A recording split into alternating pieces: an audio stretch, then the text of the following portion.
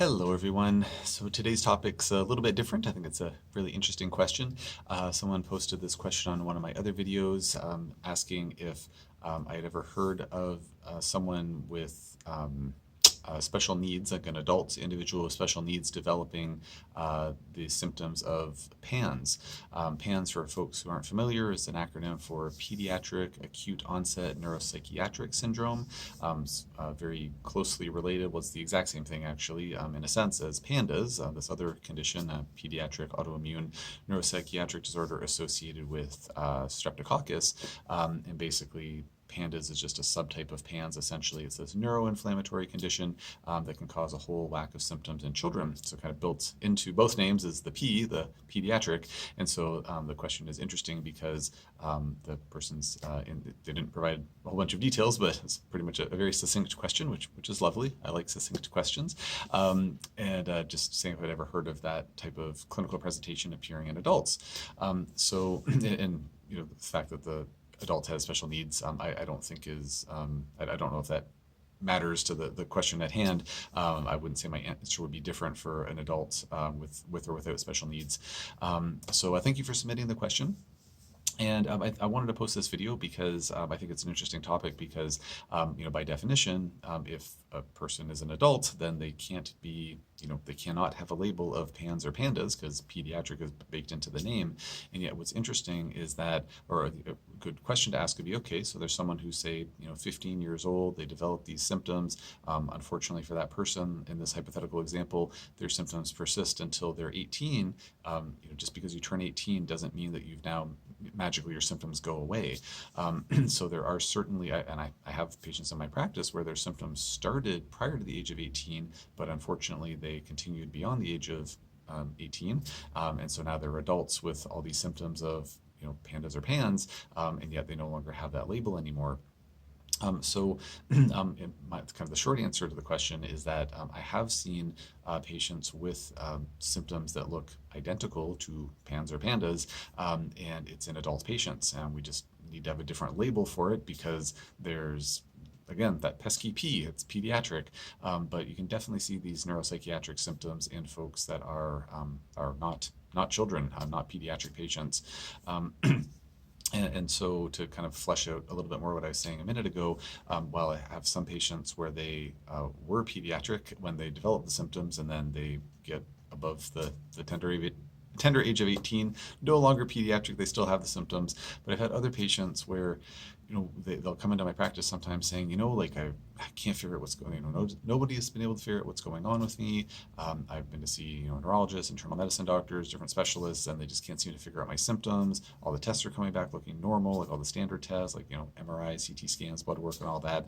And so I was like, digging around in the, online, and like, I think I have PANS, but I'm not a kid. Like, I'm 30 years old, 40 years old, 50 years old. Like, I think I have this issue. Like, what do you think?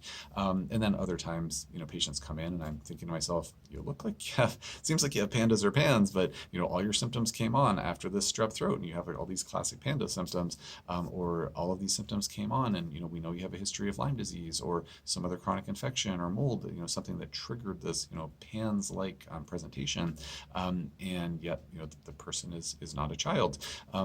So what it comes down to, in my opinion, is that when we look at the pathophysiology of PANDAS and PANS, which essentially is this neuroinflammatory issue, there seems to be an autoimmune component with it. There's nothing that comes with becoming an adult that somehow protects us from that type of pathophysiology. Now, granted, there are certainly differences with our immune system function and integrity as children, and so perhaps there's a greater propensity for one reason or another where kids would be more likely to develop this type of presentation. It's certainly, been identified in children, and we haven't yet had this adult version of PANS or PANDAS that has some other label that doesn't have that pesky P at the start of the word.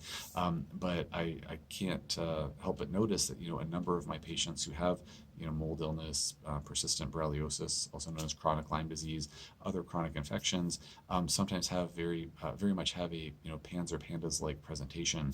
So I think it kind of comes down to it being almost like a semantics thing, in a sense where there are certain labels that are like, yes, it's a pediatric condition, but we can see the same type of pathophysiology in adult patients as well. One of the challenges or limitations around PANS or PANDAS is that the testing that's done, kind of what would generally be considered the gold standard testing, not that there's any perfect test to rule in or rule out PANDAS, is doing blood testing where it's measuring different antibodies against different parts of the nervous system. And the most famous one is something called the Cunningham panel. And unfortunately, those Cunningham panels, they're just really, really expensive. So like, well, in an ideal world, either here in Canada, where we have a socialized healthcare system, our provincial healthcare would cover the cost of that, which it doesn't, but in an ideal world it would, or the testing wouldn't be so darn expensive. It's about $1,000 US, to my understanding, for the Cunningham panel to be done.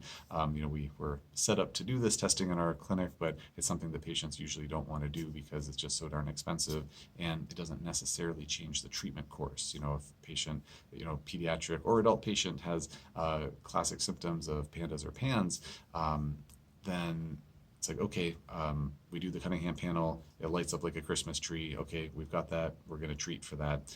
The patient does the test and it comes back negative. It's like, well, you still have the symptoms. We're still going to treat you for these obvious neuroinflammatory symptoms that you're experiencing. It's not really necessarily going to change what we do.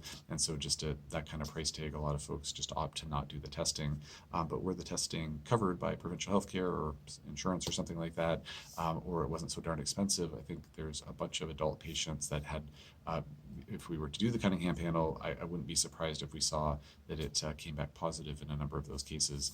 So I think that there is kind of an adult version, if you will, of PANDAS, but it's something that, to my understanding, hasn't been kind of officially identified in that way. It would probably have different labels that would be attached to it, kind of trying to describe those different symptoms. So, some patients where they might have the label of neuroborreliosis, central nervous system Lyme disease, basically, some of those patients might actually, perfectly fit the bill of, or perfectly fit the description of PANS, but it just doesn't have that particular label. It's like, oh, neuroborreliosis presenting with these particular, characteristics that just so happen to perfectly line up with some of the classic symptoms of PANS.